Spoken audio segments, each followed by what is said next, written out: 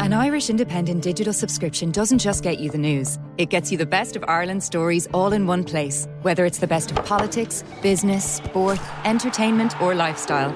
Get it all for just €4 a month for 12 months when you first subscribe. Visit independent.ie/subscribe today. Irish Independent. Terms and conditions apply. Cancel anytime. Hey everybody, one of two podcasts coming at you today. This is an interview with Guenther Steiner. We're very happy to have him on the show. He has a new book out. That's how we managed to get hold of him. The other podcast is myself and Conan and our fearless new producer, Ronan Mullen. His first day in the office. So we go through some of your emails. We bring you up to speed with what is going on in various quarters in the world of sport. New job for Jurgen Klopp included. And that's waiting for you. I guess that's something we might kind of do a bit more often, just come in and chew the fat and go through what's going on a given day and a few emails. And Ronan was there and we said, come on, in you come. So he did. Guenther Steiner. So Guenther Steiner is an interesting character, son of a butcher in Italy. Early 20s, he started out as a mechanic in rallying, World Rally Championships. So he spent the 1980s and the 1990s working his way through various rallying teams, initially as a mechanic and then right away to the top. He was that kind of a talented fella. And in 2001, Niki Lauda phoned him and said, come and be managing director at Jaguar. And I guess you kind of take that call, don't you? So that was in 2001. He did a period at Red Bull as well. And of course, we would most associate him with Haas, with Team Haas in Formula One. He's been there for the last 10 years. It has been a story of tight budgets, initially some quite good years. Did very well in the Constructors' Championships and things were going well. And then more lately, a bit of a struggle post-COVID. Money is a big problem. And then Christmas just gone, he got the dreaded phone call from Gene Haas, the team owner, to tell him, well, you're fired. So that was his Christmas.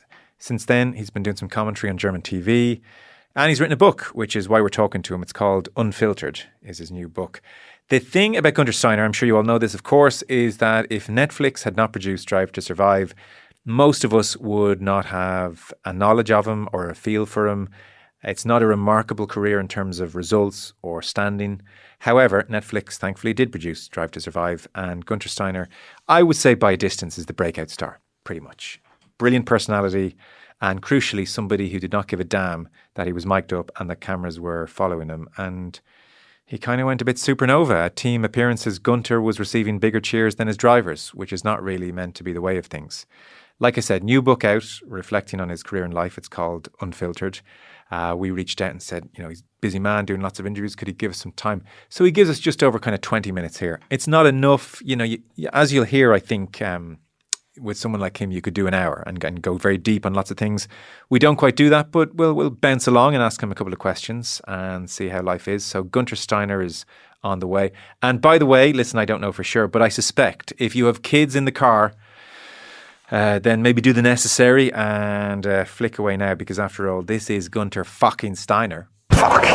4th and 5th, but Gene, we finished 4th and 5th here. We fucking look like rock stars, huh? And now we are a fucking bunch of wankers. Yeah, bunch of fucking clowns here. The car was not a piece of shit. So why do we develop a car which fucking goes slower? Find out the problem and make progress out of it instead of this is better. It isn't this is better. It fucking isn't. He's not fucking doing that to me, you know? He does not fuck smash my door. Tell him that. How many assistants have you got, Fred? I have nobody because I have no money. And here I've got 3 people running around you. Yeah. Another one coming. It's 4 now. You're so stupid. Guenther Steiner, a very warm welcome to Indo Sport. Fantastic to have you on. Hello. Hello. Thank you. Thanks for having me. Some of the things I never watched Drive to Survive and I didn't hear it. So some of the things are completely new to me. And by the way, that wasn't me. You know, that was somebody else. No. Voiceover. If your daughter is listening, that was not me. Yeah. For sure she listened to it, but I think even she's embarrassed about it, so she doesn't say anything. There is a moment in the book where you've had a big meeting with somebody and Gertie, your wife, says, how did it go? And you say, quite well, by the look on your face, she says. And you say, I can't say for sure, but I think I might be onto something. This guy knows his stuff. Is he rich though? Says Gertie. Rich? He's literally shitting fucking dollars. She says, Guenther! And you say, sorry. And you write, I'm not supposed to swear when I'm at home. Correct. I'm not. I get always told off, and I never ask my wife what she thinks about Drive to Survive, because that is one of the reasons I don't watch it, because guess what? I don't want an answer because she's not happy about it. But she watched it, but she knows me anyway, so. The end at Haas, I know you've talked about it quite a bit, but people might be interested. You say, so this is Christmas, and you're standing at the deli counter staring at a nice-looking piece of ham, when all of a sudden my phone started ringing. It was Jean. When you saw Jean pop up on your phone as you're looking at that piece of ham, were you anticipating a call to end your contract? No, not really anticipating, but the relationship was tense already, so I wasn't anticipating, but I was not surprised that he didn't want to renew the contract, because neither I wanted to renew it for another 3 years, So it was actually not too bad for me. Actually, it was pretty good for me not to have renewed. I feel happy now. You said the phone call was maybe 6 or 7 minutes, and so he, you answered the phone, and he says to you, "Why do you think we've been doing so badly, Guenther?" And you sort of say, "Oh, Gene, we've been through this a million times," and you have the same conversation about money and a lack of an investment, and the team is worth $1 billion, and you got to put more into it, and you have that conversation, and then he says, "Anyway, Guenther, your contract is up for renewal. I've decided not to renew it," and you say, "Okay, Gene, fine with me," and you hang up. Look, I know it's a cutthroat business. That is not the way to fire someone after 10 years. No, it's obviously, but in the end, that's Gene Haas, in the end, he can do it. He doesn't want to renew it. And, it was no point to fight it, because I was not unhappy about it, not to have the contract renewed. Obviously, as you say, these things, normal, civilized people do it differently. You work together, or somebody works for you for 10 years, creates you a good business, a good base of business, good money, a good increase or a good investment, a growth, and then to do this. But hey, I cannot change people. I don't want to change people. I don't need to change people. I'm pretty, I realized afterwards, I'm free. I can move on. I can do things which I like. I'm a happy man. I've got a good family. I'm not doing too badly, and I do things which I enjoy. So, that's it. It was more like, when you work with a team for 10 years, you would like to have the chance to say thank you to the team and give them a goodbye. That was harder for me, not having the chance even, somebody this disrespectful, not even giving a chance to do that. But hey, it's him. At some stage, he will find out that it wasn't the right thing to do, but maybe, I don't know. But anyway. Yes. So be it. Have you spoken to him since? No, and I don't want to. Do you? I know you're enjoying your freedom, and maybe you don't miss the stress of the job, which we'll talk about in a moment. But that said, do you feel a bitterness towards him? No, I don't feel bitterness. I'm not a bitter guy. I feel like, it's I had a good time. I don't regret anything. I'm not bitter. Obviously, you maybe know that I fight a lawsuit against him because he doesn't want to pay me the money I think I am owed due to my contract, which he signed, Anyway, he filed a lawsuit against me about my first book, which obviously, maybe you know as well, was dismissed by the judge, wasn't even taken on. No, I don't feel bitter. I just want, what is right. I want, and I try to get it. But I'm not losing any sleep over it. You live in North Carolina, and your wife Gertie says to you at one stage in the book, shortly after the phone call from Gene Haas, "I haven't seen you like this in years." Like what? You have a spring in your step, like you used to have. Yeah, I'm always a guy which I look always forward to the next thing, always motivated with energy. And the last 2 years were just like, to explain it, I think I can explain it like this. When you're in Formula One, you set up a team. The first years were pretty good. We finished 8 and 8, and then the third year, 5th, which was very good. Then we went a little bit backward, and then COVID came, and all went downhill from there. So, and after a while, it's like, do I really want to work, And it was always, oh, can we make a point? We made a point. And it's like, yeah, we made a point 6, 7 years ago. What is next? I mean, I cannot chase a point for the next 10 years. I mean, that is not what I want to do. I want more. I want a bigger challenge than chasing a point, but I need some help to do this. I cannot do it on my own with the investment which is there. I need to grow the company. I need to grow the quantity, quality, everything of the team. And that was not given to me. And now, and that drags you down because you know what you should be doing, but you cannot do it. It's like you're doing a podcast and your producer doesn't give you a microphone. How the hell should you do a podcast? It's about like this. And we got points, but it's like always, hooray, we made a point. Yeah, great. Great. I mean, and you just realize it when you're gone, but that is what it is. I can now do things I like to do. I've got always a lot of ideas how what to do. And, I'm free. That's the best thing. I can decide what I do. I don't have to wait for anybody or ask anybody what to do. When are you starting your podcast? I've got one already, 1 hours in the States, so you should listen into it, I need to, so, yeah. Are you itching to get back into Formula One? Would you like another offer? Does some part of you miss the adrenaline that only a job like that can give you? A little bit, you miss the adrenaline, good that you bring that one up, you miss a little bit, like when the cars are going out for qualifying, but it's okay. I was there, it's not like, oh, I cannot live without this. No, it's good, I can live without it. Do I want to get in? If the right opportunity comes, if a project comes along where I can see that I can achieve, or that we can achieve, not me as a person, the team can achieve something, what I want to achieve, it is aligned. Yes, I'm open to it, but just to go and do a job, no need for it, just to do a job to get the point now and then, I've done that. Like most people, I've watched a fair portion of Drive to Survive. I don't like many of the drivers.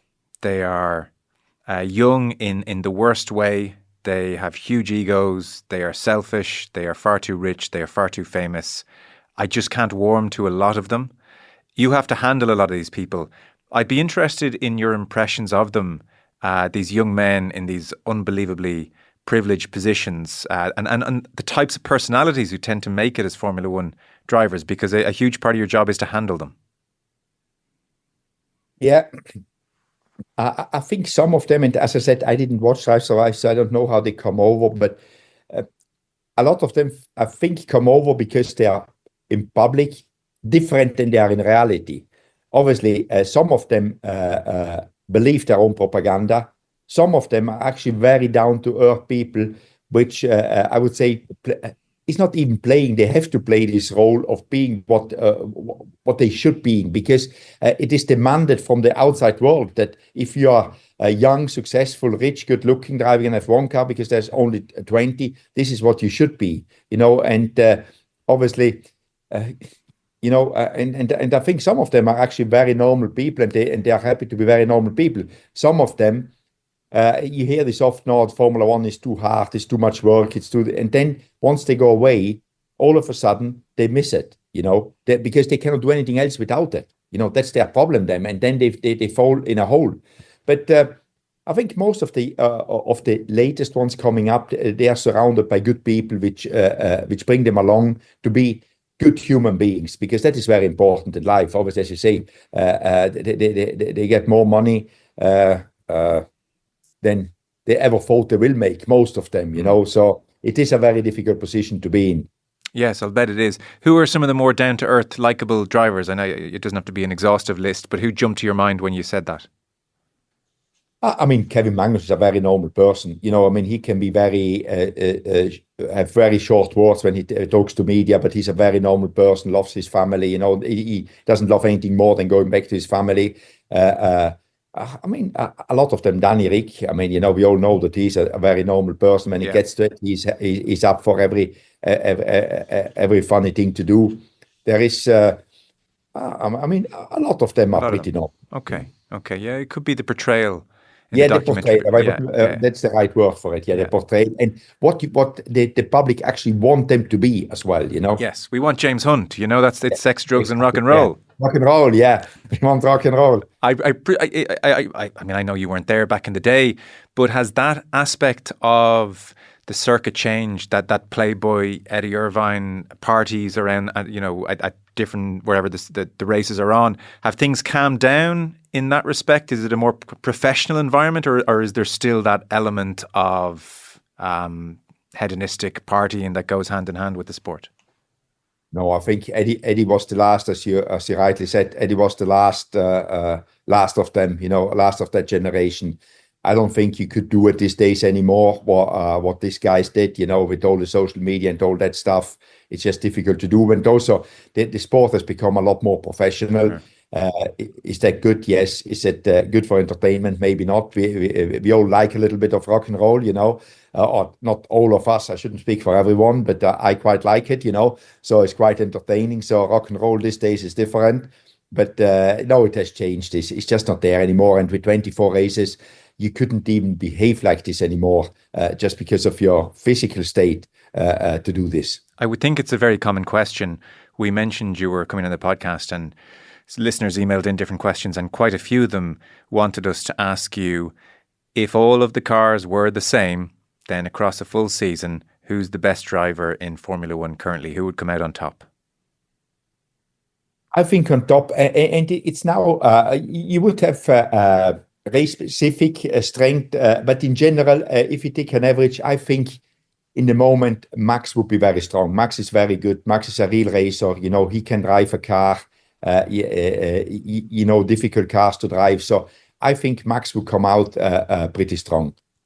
I'm very curious, when you're judging who the best driver is, can you do it with your eyes? So, I judge it by looking at the clock, and I'm totally reliant on what they've done in terms of their times. But can you just watch a driver going around a circuit and not see any data and just see it and smell it and know that he's fast?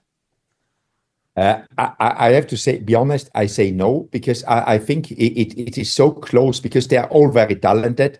And, you see more of if a car is good or not, if the car has traction or not, out of a corner, that's what you watch. But with the driver, you have to be careful, because they are so close together. When we are talking tens of seconds over a lap of almost 1.5 minutes, if somebody says, you can see how somebody attacks the corner and not, because there is no fool anymore in Formula One at the moment. They are so close together if you think about it. So for me, I couldn't do that. I do not think that there's many people around which could do that. Actually, just by watching it, saying this guy is talented and this guy isn't, so, because they're all very good in F1. You've been in Formula One since 2001, since you joined Jaguar. In those 23 years, who do you think has been the most talented driver that you've seen?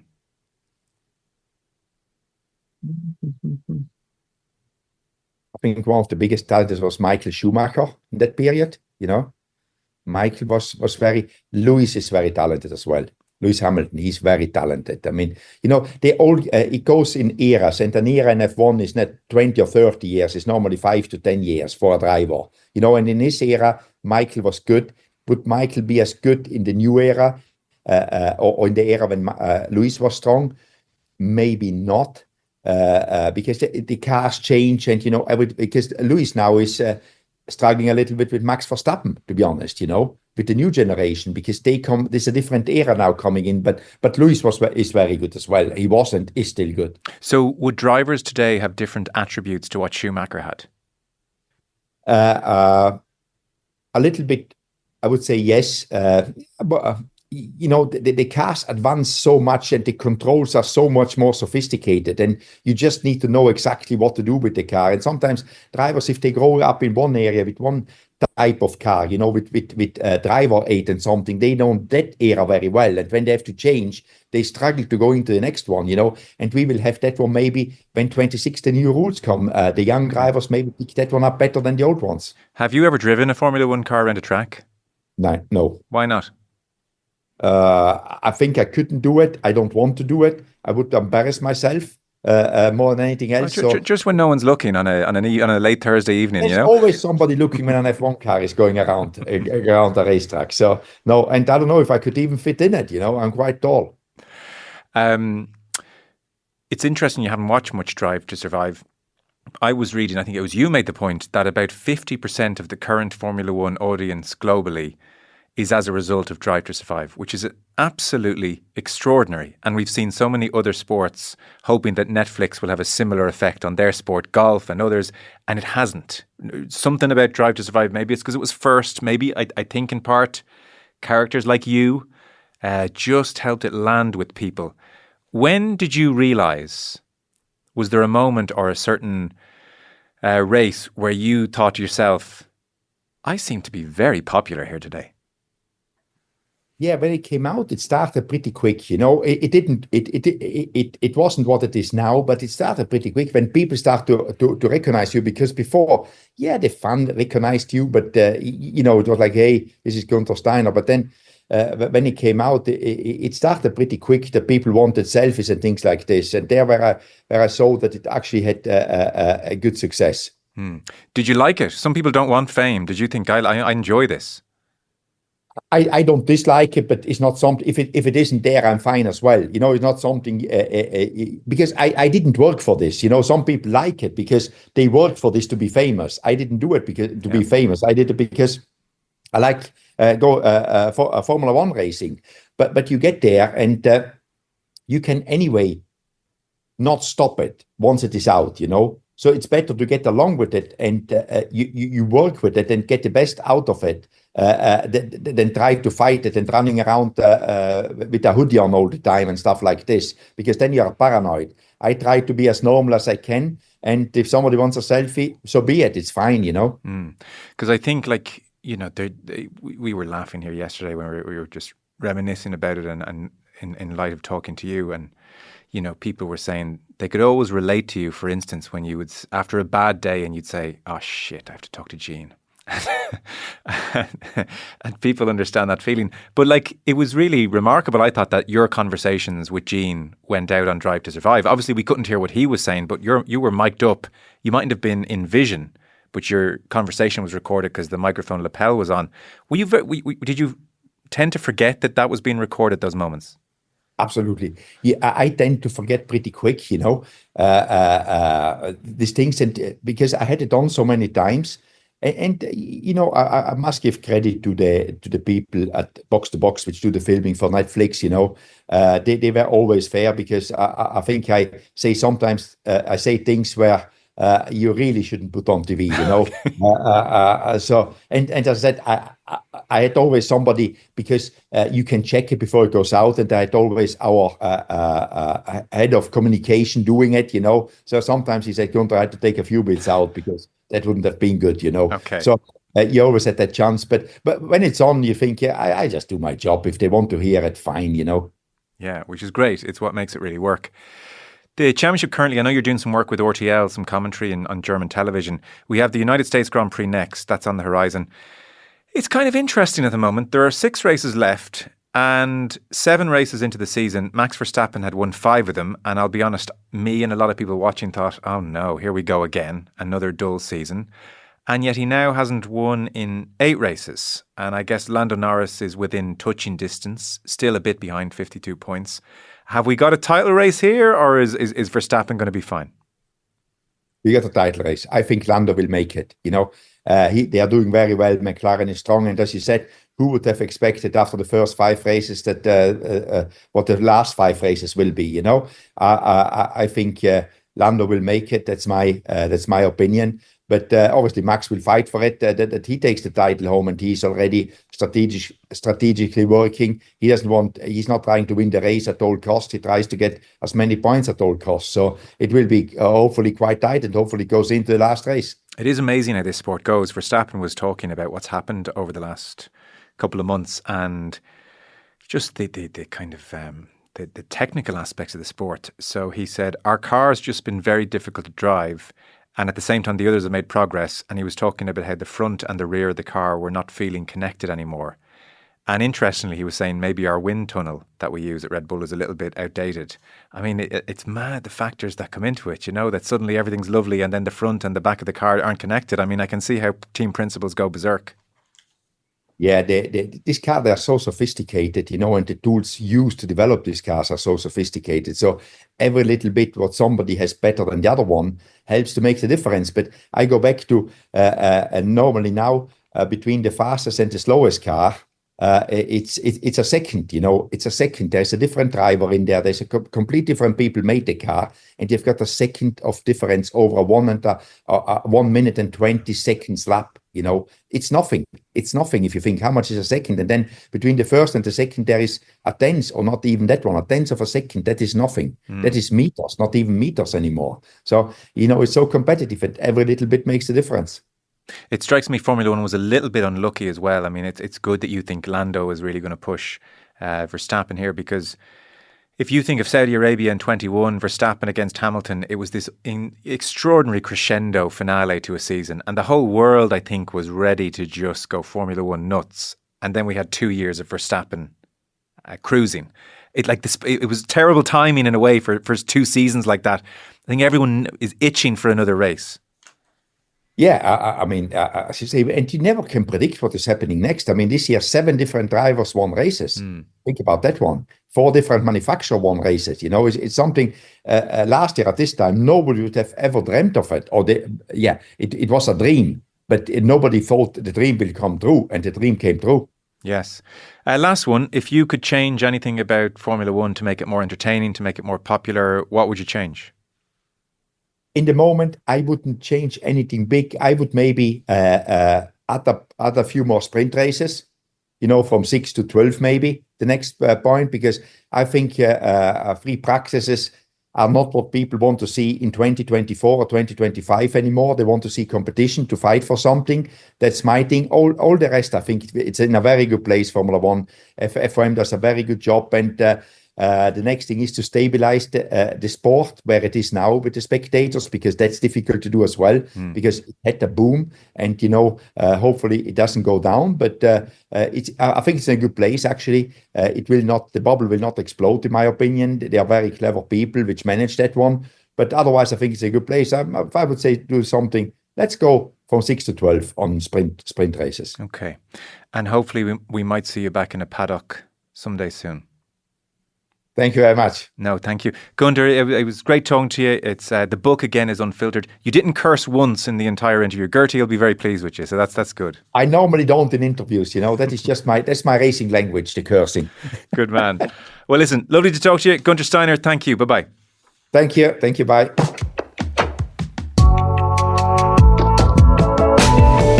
There you go, Guenther Steiner. Lovely fella, great to have him on. His new book out is called Unfiltered. That is us done for today. There's another podcast in your feed from today, just going through the day's sports news and a couple of emails and different bits and bobs. And we'll see you tomorrow. We have Owen Redden on the show tomorrow. Very happy to say, brilliant rugby brain alongside Rory O'Connor. So high time we talked a bit of rugby ahead of 75,000 and counting at Croke Park this Saturday for Leinster Munster. So we'll talk to you then.